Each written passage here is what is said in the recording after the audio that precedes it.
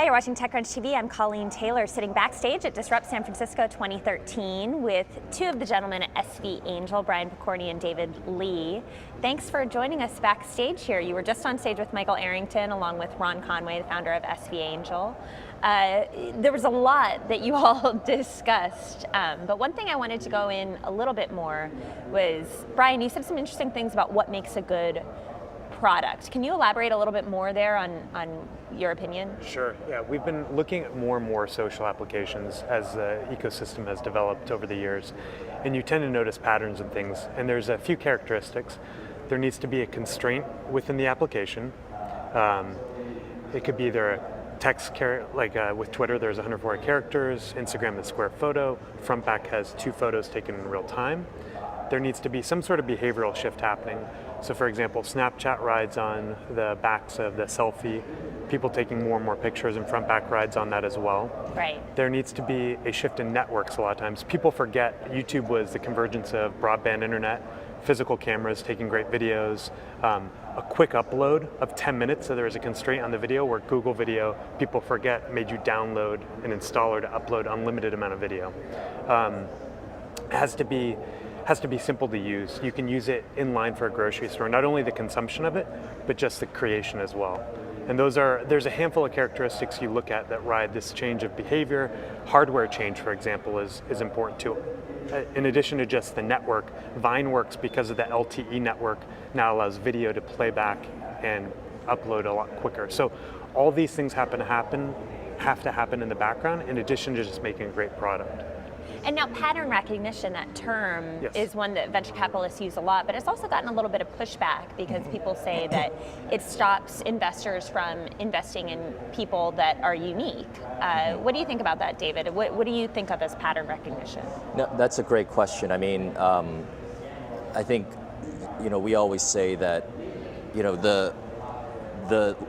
the next Microsoft, no one could have predicted the next Microsoft would be a search engine, and the next Google would be a social network, or the next Facebook would be we don't know what.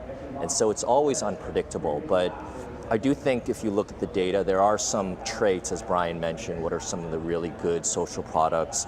You look at some of the founders, it's usually a founder who's technically brilliant and who's really driven. I mean, that sounds like a cliche, but we understand the limits of pattern recognition.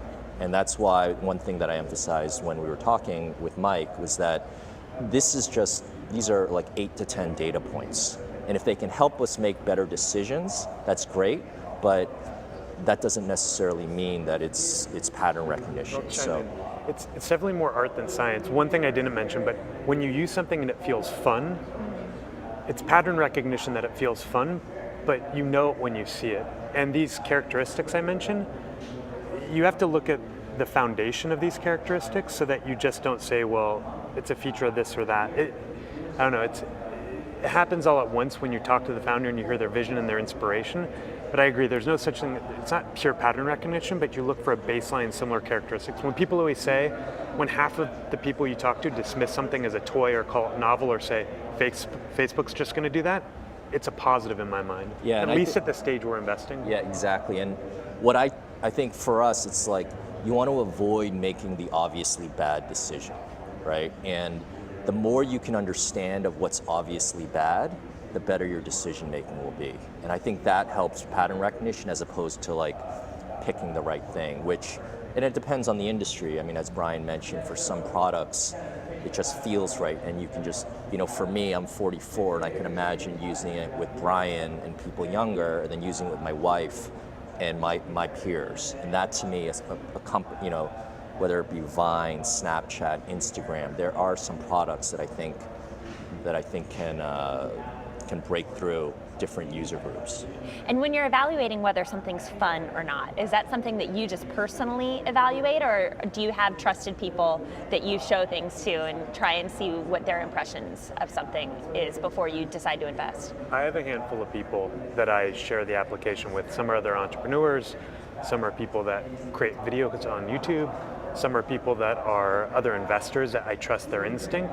So it's a handful of people that kind of are early signals of people that have predicted successful companies in the past that kind of validate my gut feel or instinct. Yeah, and and it's important when I see these products, I rarely show them to sort of mainstream users, because the whole point is that you need to get penetration and usage and active usage with the early adopters, and then that moves into the mainstream. And if you get mainstream data points or you rely on them too early, you want to think about, okay, how will this extend? But I think in the early days, getting those early data points from the early adopters, I think, is critical. I mean, two big complaints from a mainstream user are, this is boring because my friends aren't here and I don't get any feedback on it because they have no graph. Yeah. So therefore, you can kind of discount that when they say that, and you just have to go back to other types of early adopters to understand if they see something deeper in the product, the field, the content that's created with it.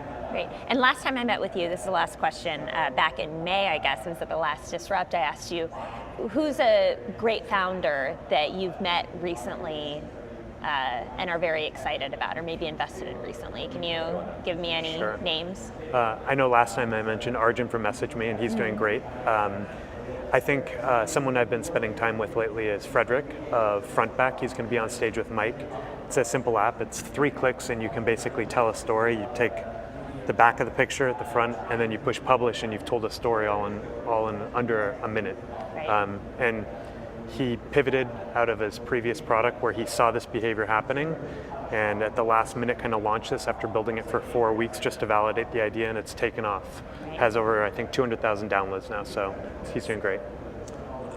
For me, he's already established, but he started a company called Council, which you guys have written about. His name is Balaji Srinivasan. He's also a professor at Stanford, and he's just an original guy. He's an original thinker. He's somebody who is one of the pioneers and real leaders in this whole area of health informatics. And so he's somebody who I think about, and I've known him for a while. He's an advisor to our fund, but I've just gotten the chance to spend more time with him in the last year or so, and so he's just somebody who pops up. Great, good stuff. Well, Brian and David, thank you for coming backstage, and enjoy the rest of Disrupt. Thank you.